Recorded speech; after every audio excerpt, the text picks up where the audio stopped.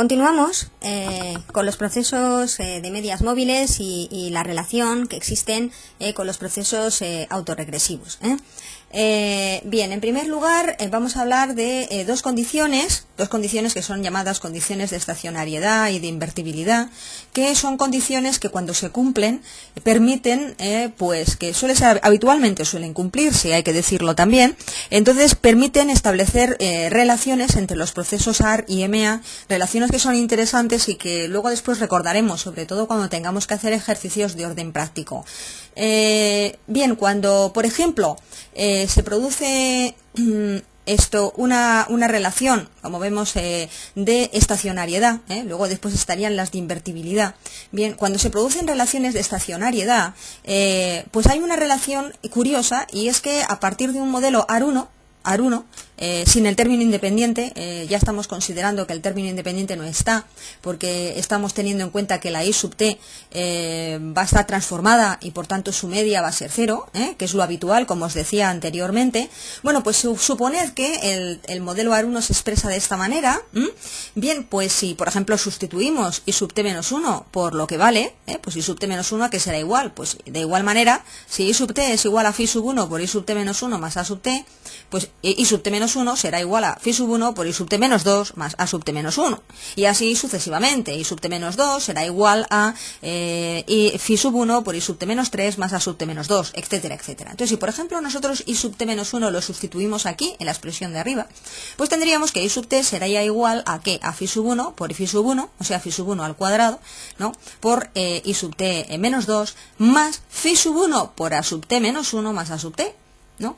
Y veríamos que con I sub t, si sustituimos I sub t menos 2 por I sub t menos 3, pues tendríamos que I sub t sería igual a phi sub 1 al cubo, por I sub t menos 3, más phi sub 1 al cuadrado por A sub t menos 2, más phi sub 1 a la primera potencia, por A sub t menos 1, más A sub t. Y así sucesivamente. Entonces, si le damos la vuelta a la parte de la derecha y ponemos primero A sub t, que es a donde vamos a llegar, ¿no? Pues A sub t, pues, que está aquí, A sub t, y sub t, perdón, será igual a A sub t más ¿qué?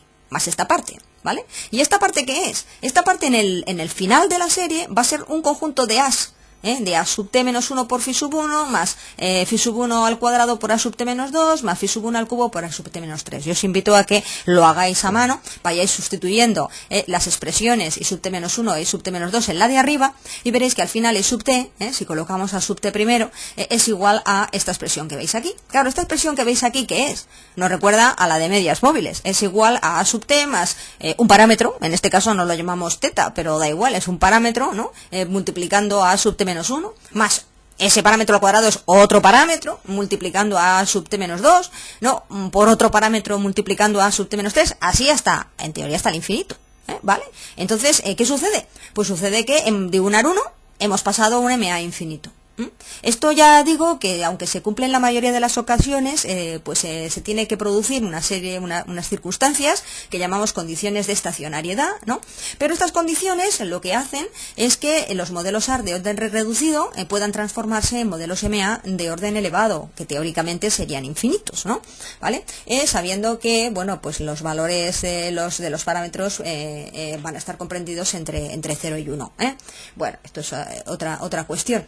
Pero lo más interesante aquí es lo que estábamos diciendo. Entonces, por ejemplo, si un AR1 es equivalente a un MA infinito, y si el infinito no existe, al menos en términos matemáticos sí, claro, en términos reales no. ¿A qué le llamaríamos infinito? Pues a un MA de un orden muy elevado. Si yo he dicho que lo habitual, no sé, es un MA como mucho de orden 3, ¿no? Pues hombre, un orden muy elevado pues sería un MA de orden 4, o 5 o 6, ¿no? Entonces, esto significa que un modelo AR1 podría también expresarse, en principio válidamente, ahora veremos que no es conveniente hacerlo así, por un modelo MA 6, 7 de un orden muy elevado. Y al revés también sucede lo mismo. Procesos bajo ciertas condiciones de invertibilidad que son un poquito más difíciles de dar en la práctica, pero que también se producen. Los procesos MA de órdenes reducidos, o por lo menos de órdenes finitos, MAQ, también podrían expresarse como procesos AR de órdenes muy elevados. Entonces esto sería al revés. Es que un MA1 pues podría expresarse pues como un AR muy elevado, pues por ejemplo como un AR 5, un AR 6 o un AR 7, ¿no? ¿Qué es lo que sucede aquí? Aquí sucede lo mismo que veíamos en econometría geometría 1, sobre todo, y es que los modelos econométricos deben de estar guiados por lo que llamamos un principio de parquedad o de parsimonia, según el cual, entre dos modelos aparentemente iguales, que dan lugar al mismo resultado, estadísticamente equivalentes, siempre es preferible aquel modelo que sea más simple. Entonces, si decimos que un AR1 ¿vale? Es equivalente a un MA 5 o 6, ¿cuál de los dos modelos sería el correcto? Pues el más correcto sería el MA1, porque es el más sencillo, solo tiene que estimar un parámetro, mientras que el MA 5 o 6 pues tendría que estimar 5 o 6 parámetros, con lo cual ya es más complicado, como es obvio, y viceversa. Y esto es entonces hay que tenerlo en cuenta porque nos puede pasar que, ya veremos cómo se decide por un modelo AR o por un modelo MA, pero cuando veamos cómo se decide, es posible que a lo mejor pensemos pues que nuestro modelo es un MA5, un MA6. Pensad que probablemente es un AR1 y viceversa. Bien, ¿qué son los procesos mixtos? Es lo que yo os comentaba antes. Son procesos pues muy habituales. Lo más habitual es obtener un AR solo, ¿vale? O un arma PQ. ¿Qué es un arma PQ? Es la conjunción de AR y MA. Por ejemplo, el caso más simple, que sería de un proceso mixto, el arma 1,1, pues sería igual pues al siguiente modelo. Y sub t es igual, vamos a seguir manteniendo la mu, más phi sub 1 por i sub t menos 1, más en la mitad queda como si fuera un bocadillo, en la mitad quedaría la perturbación aleatoria. Esto llama la atención porque hasta ahora la colocábamos siempre al final del todo, porque a continuación tendríamos θ1 por a sub t menos 1. Entonces, pues un proceso arma PQ se caracteriza porque tiene que estimar dos parámetros, phi1, que es el parámetro de la componente AR, y θ1, que es el parámetro de la componente MA. El caso más general pues sería un arma PQ. Entonces un arma PQ en teoría sería todo esto que veis aquí. En teoría, pues podríamos tener pues que i sub t sea función de, además de la media, pues de una serie de p elementos de retardos de ella misma, phi 1 por i sub t menos 1, más phi 2 por i sub t menos 2, más etcétera, más phi p por i sub t menos p, más a sub t, que es la perturbación aleatoria, lo que antes era la u, más θ1 por a sub t menos 1, más θ2 por a sub t menos 2, más etcétera, hasta θq por a sub t menos q. ¿Vale? Bueno. Bien, como estaba comentando, cuando hablamos de un modelo que es solo AR, pues podemos hablar de un modelo AR y ya está, o de un modelo ARMA P0. Por ejemplo, un modelo AR1 pues sería un ARMA 1,0. ¿Qué quiere decir un ARMA 1,0? Pues que es un AR1 y un MA0. ¿Vale? No hay coeficientes θ que estimar, ¿no? Y al revés, si hablamos de un MA1 o un MA2, que como digo son poco frecuentes, pues eso y decir un arma 0Q es lo mismo, ¿vale? Que es lo que estábamos viendo aquí. Por ejemplo, un MA2 pues sería igual a un arma 0,2, que lo que indica este 2 es que tengo que estimar dos coeficientes, dos tetas, θ1 y θ2 correspondientes a sub t menos 1 y a sub t menos 2. Si encima a esto, ya lo veremos luego a continuación, pero ahora lo avanzo, le añadimos que también las series pueden ser función de ellas mismas en periodos estacionales anteriores, pasaríamos de un modelo ARMA PQ a un modelo y de un modelo por otro lado SARMA P mayúscula Q mayúscula a la combinación de ambas. ¿Cómo se expresa la combinación? Con este por. Entonces un ARMA PQ por un SARMA P mayúscula Q mayúscula no es más que la combinación de los modelos AR y MA para la parte regular de la serie, es decir, dato a dato, y para la parte estacional. Por ejemplo, suponed este modelo tremendo que hemos puesto aquí y en medio la perturbación aleatoria, como digo, como un bocadillo tiene que estar. ¿Qué significa este modelo de aquí? Pues significa que I sub t pues dependería de un valor medio más la parte AR, es decir, por ejemplo, imaginaros que fuera un AR1, pues de phi sub 1 por I sub t menos 1, también podría ser hasta el orden P, ¿no? Más la parte SAR, ¿qué significa esto? Pues que también a lo mejor depende de phi 1 mayúscula por I sub t menos 4 o por I sub t menos 12, porque si es una serie estacional y la estacionalidad es fuerte, pues a lo mejor también hay que incluir estos términos de orden estacional. Diríamos, por ejemplo, pues que la serie, no sé, pues de las ventas de juguetes, pues dependerá en cada periodo, pues de las ventas en el periodo anterior, ¿vale? Es posible. De las ventas, por ejemplo, 12 meses atrás, ¿no? ¿Vale? También es posible. Más un término de error, más si existe la parte MA de los errores cometidos por el modelo. un periodo atrás, ¿no? Y 2, 3 hasta Q en teoría, más los errores cometidos por el modelo 4 o 12 meses atrás, así hasta llegar a Q, a QS. Bueno, esto sería la forma completa. Esto es lo que llamamos un modelo ARMA-PQ por SARMA-P mayúscula, Q mayúscula. Esto es una cosa tremenda, ¿vale? Infumable. Nosotros, ¿cómo expresaríamos, por ejemplo, el caso más simple? Un ARMA 1-2, un ARMA 1-2, pues sí, que sería un caso bastante habitual. Es solo un modelo, un ARMA 1-2 es un modelo que solo tiene en cuenta, bueno, en donde la variable I sub t, digámoslo así, solo depende de ella misma en periodos anteriores y de los errores en periodos anteriores, pero en la parte regular de la serie, es decir, de uno en uno. Por ejemplo, I sub t depende de mu más phi sub 1 por I sub t menos 1 más A sub t más teta 1 A sub t menos 1 más teta 2 A sub t menos 2, porque es un ARMA 1-2. ¿Cómo sería un SARMA 4-0? Un SARMA 4-0 sería un modelo en el que la variable no depende para nada de términos de desfasados en la parte regular, de uno en uno. Sí depende, sin embargo, como es una serie muy estacional, de valores, por ejemplo, si es trimestral, ¿no? Pues 4 trimestres atrás. Entonces I sub t sería igual a valor medio más phi 1 mayúscula por I sub t menos 4 más A sub t. Sería un SARMA 4-0. ¿Por qué el 0? Porque es un SAR 4 y es MA 0. La parte MA no está. ¿Y la combinación? ¿Cómo sería la combinación, por ejemplo, de un ARMA 0-1 por un SARMA 4-8? Bueno, ARMA 0-1 significa que es un AR 0. Por tanto, I sub t no depende de I sub t menos 1 ni de I sub t menos 2, pero sí depende de los errores, la parte MA sí que está, de orden 1, de los errores cometidos por el modelo en el periodo anterior. Por otro lado, sin embargo, la variable sí que depende de ella misma 4 trimestres hacia atrás, es decir, en el año anterior. Entonces es un modelo que es SAR 4. Y por otro lado, también depende de los errores cometidos 4 trimestres atrás y 8 trimestres atrás. ¿Cómo expresamos esto? Con todos los parámetros correctamente colocados. Pues la I sub t sería igual a mu más phi mayúscula sub 1. Por I sub t menos 4, primero expresamos la parte de I. Primero la parte AR o la parte SAR. Parte AR no hay, por tanto no ponemos I sub t menos 1, ni I sub t menos 2. Pero si hay parte SAR, es I sub t menos 4. Por tanto, sería igual a phi mayúscula sub 1 por I sub t menos 4, más la perturbación aleatoria A sub t, y ahora vamos a la parte MA. La parte MA está tanto en la parte regular como en la parte estacional. Por tanto, tenemos un MA1, hay que poner que es igual a teta 1 por A sub t menos 1, más, y luego en la parte SMA, pues tendríamos dos parámetros, el de orden 4 y el de orden 8, es decir, teta 1 mayúscula por A sub t menos 4 más teta 2 mayúscula por A sub t menos 8. ¿No? Y si quisiéramos expresar un modelo, pero en este caso en vez de trimestral, mensual, en donde los órdenes estacionales sean de orden 12, pues tendríamos, este modelo sería un ARMA 1-1 y un SARMA 12-12. Por tanto, tenemos un AR1 y un SAR 12, y un MA1 y un SMA 12.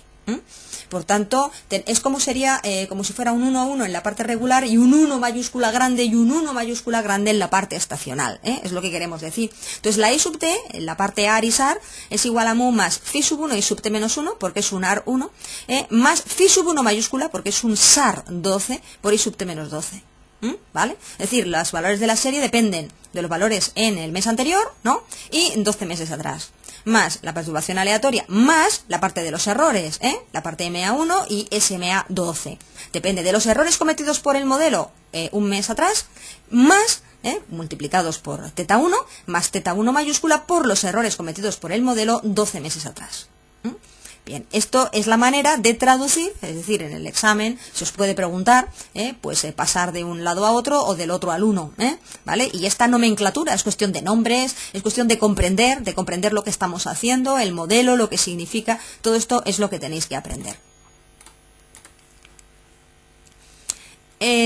Bien, en cuanto a los modelos, lo que llamamos la condición de estacionariedad de los modelos ARIMA. Bueno, recordaréis que en el tema 6 vimos pues que no era lo mismo una serie estacional o con estacionalidad y una serie estacionaria con R, estacionaria. Stationary en inglés. ¿Qué significa una serie mientras que la otra parte es seasonal, ¿vale?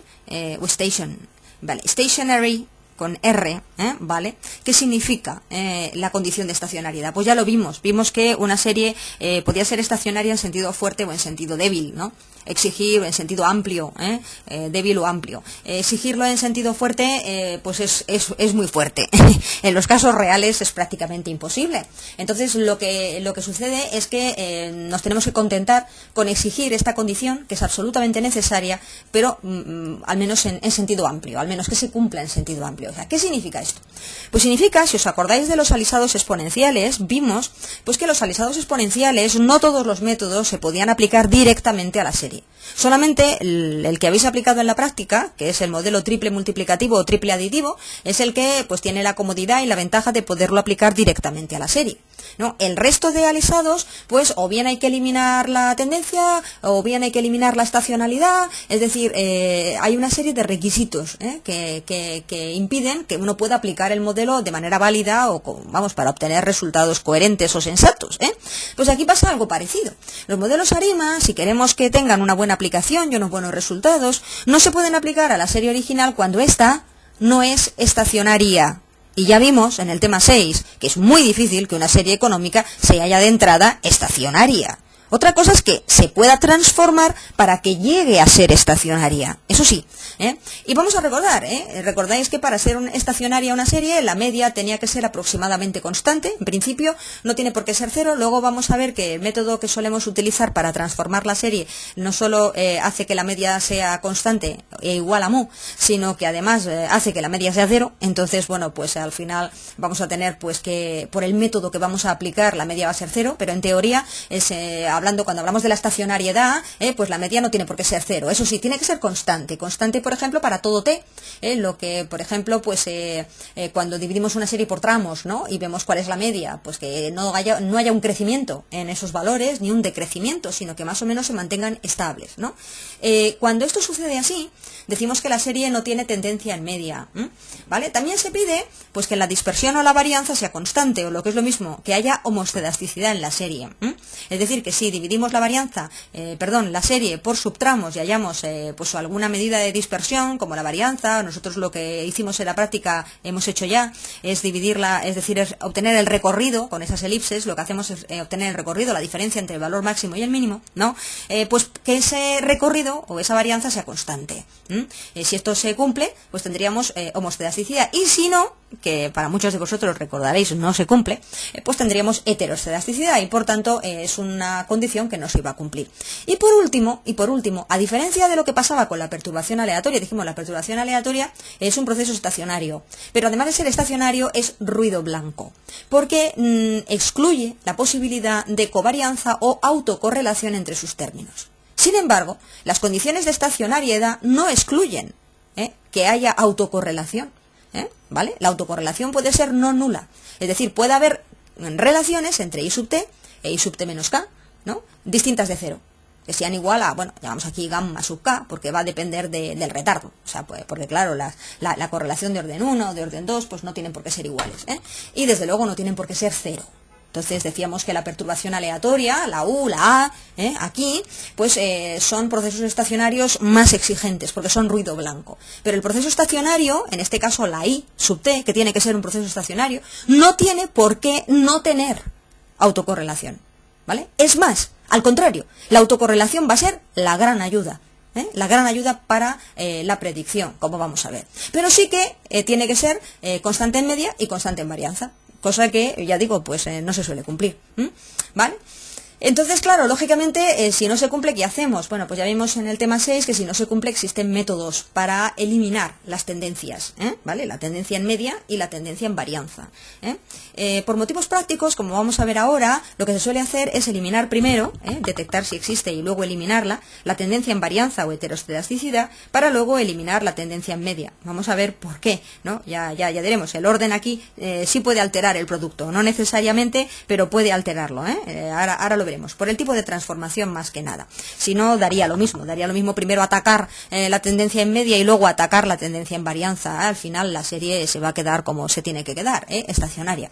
Bien, la tendencia en varianza, vamos a empezar por ella, como comentaba, es la heteroscedasticidad. Y como digo, pues es muy difícil que no haya heteroscedasticidad o que la serie sea homoscedástica. Lo normal es que las series tengan en más o menos medida esta heteroscedasticidad o estas varianzas diferentes, ¿no? por subtramos. Entonces, ¿qué es lo que hacíamos? Por ejemplo, cuando teníamos problemas de heteroscedasticidad, bueno, pues en los modelos temporales, en el tema 2, pues ya vimos pues que estaban procedimientos de mínimos cuadrados generalizados y tal. Pero si recordáis, había también algunos métodos que yo decía son menos expeditivos, ¿vale? Pero a veces ayudan al menos a corregir o a minorar el grado de heteroscedasticidad. ¿Vale? ¿Cómo podía ser, por ejemplo, la transformación logarítmica de las variables del modelo? Bien, pues en este caso la variable es la i sub t. Si la transformamos con transformación logarítmica, a lo mejor conseguimos, si no eliminar totalmente la heteroscedasticidad, pero sí reducirla. ¿Vale? En general, los estadísticos proponen lo que llaman pues las transformaciones de la familia de Box-Cox, ¿no? Que me parece que también las hemos visto, en donde, bueno, pues la expresión general sería i sub t elevado a un número lambda, ¿no? Que en el caso pues de que lambda valga 0, pues estaríamos en el logaritmo de i sub t, ¿no? Y luego pues hay otras transformaciones raras, ¿no? Entonces lo que pasa es que estas transformaciones, bueno, pueden estar bien, porque desde el punto de vista estadístico-matemático ayudan a eliminar la heteroscedasticidad en la i sub t, en el caso de tenerla. El problema desde el punto de vista matemático es que nosotros no entendemos qué significa 1 partido por i sub t, ni podemos tampoco interpretarlo bien. Mientras que el logaritmo sí lo entendemos, ¿no? Y los modelos en logaritmos, por ejemplo, su interpretación, la manera de interpretar los coeficientes en forma de porcentaje, pues nos es más conocido.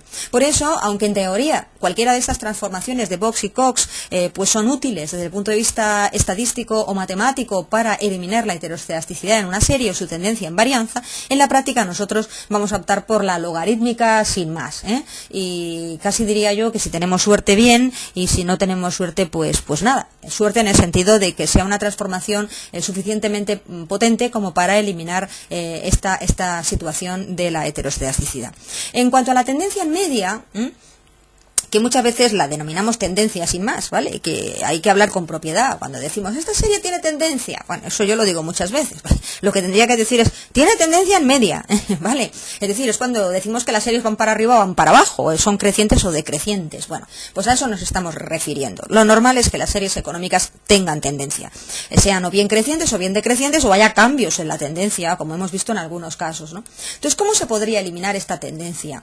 Pues ya hemos visto que una forma de eliminarla sería aplicando diferencias a la serie. Es decir, si yo a la serie la diferencio, obtengo una nueva serie, que serían los valores para cada periodo menos el valor en el periodo anterior. Y así pues tendría que, junto a la serie i sub t, pues tendría la serie en diferencias, que la podemos llamar delta i sub t, ¿vale? Y entonces la serie en diferencias pues tiene la característica o la propiedad de que pues si la serie original tiene una tendencia lineal, ¿no? Pues esa tendencia se va a eliminar y se convierte pues en una, es decir, si yo representara la línea de la tendencia, pues sería una línea recta paralela al eje horizontal. En donde, porque ya digo, si hay algún tipo de pendiente positiva o negativa, tendría tendencia creciente o decreciente. Si no hay pendiente, la pendiente es 0, pues es ausencia de tendencia. Entonces, en estadística hablamos de hay dos términos que se utilizan mucho, sobre todo ligados a los modelos ARIMA, y es cuando hablamos del proceso de diferenciación y del proceso de integración, ¿vale?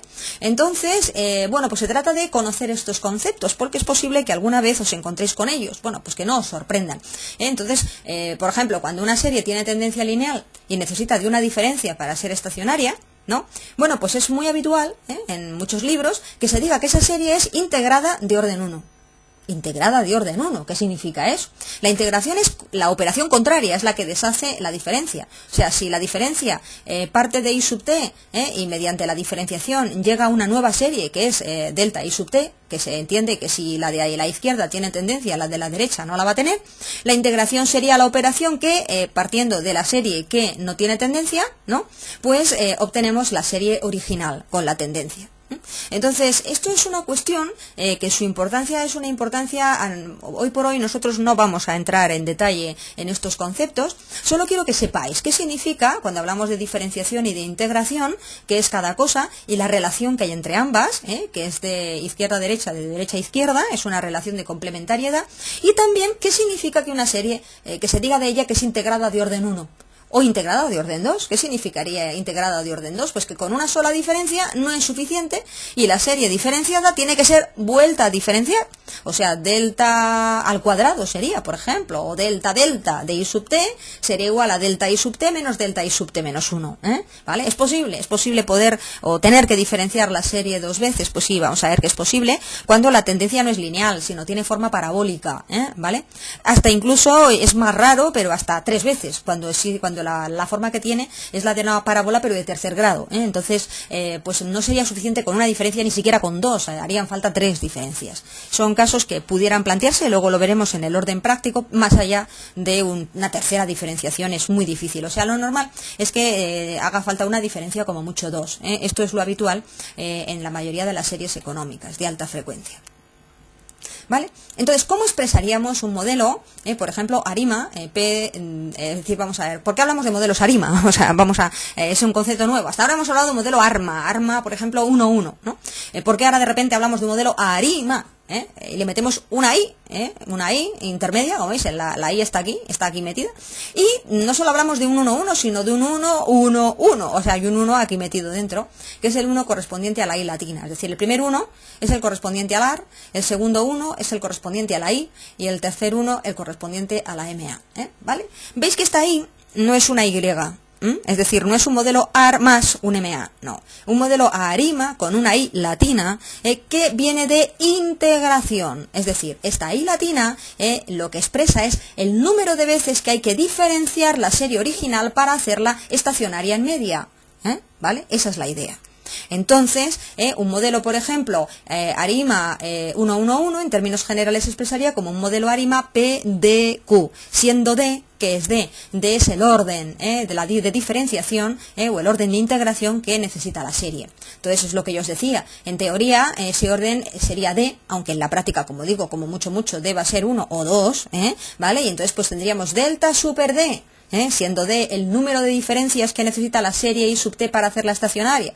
¿Sería igual a qué? Pues si es, por ejemplo, hablamos en términos generales, un ARP, ¿no? Pues phi sub 1 por la variable ya no es I sub t menos 1, será delta super D por I sub t menos 1, más phi sub 2 por la I sub t menos 2, pero que va a ser delta super D elevado a I sub t menos 2, más, etcétera, etcétera. ¿Por qué no se aplica la delta super D a los errores? Porque los errores no se diferencian, los errores se supone que A sub t es un ruido blanco, no solamente es una serie estacionaria, sino además no tiene autocorrelación, ¿vale? Y entonces, bueno, pues está claro que las A's no se diferencian, ¿vale? Y en este caso falta el término independiente. ¿Y por qué falta el término independiente? Porque al diferenciar la serie, 1, 2 o las veces que sean, la media de la serie diferenciada va a ser 0. Eso se puede ver en la práctica, ya lo veremos, la media de la serie diferenciada es 0, y entonces, como la media es 0, y mu es el valor medio cuando se anula el resto de términos, pues mu va a ser prácticamente 0, con lo cual haremos alguna práctica para ver que si le pedimos al modelo el término independiente, ¿verdad? Pues ese término independiente va a ser 0, por lo cual no se suele expresar mu. A partir de aquí, cuando hablamos de un modelo ARIMA, en donde la serie ha sido integrada o diferenciada, ¿no? Pues ya mu desaparece, porque se entiende que estas diferencias hacen que la media valga 0. Y por eso a partir de ahora ya el término mu del término independiente desaparece. ¿Vale? Esto, por supuesto, que parece complicadísimo, ¿no? Pues todavía se debería de complicar más, porque si la serie tuviera problemas de heteroscedasticidad, aquí tendríamos que decir logaritmo neperiano o logaritmo natural de I sub t menos 1 o de I sub t, etcétera, etcétera. Porque habría que también transformar mediante logaritmos para que la serie no tenga ningún tipo de tendencia. Por eso esta expresión, para no complicarla horriblemente, suponemos que I sub t menos 1, I sub t menos 2 o I sub t son homoscedásticas, ¿vale? Y ya está.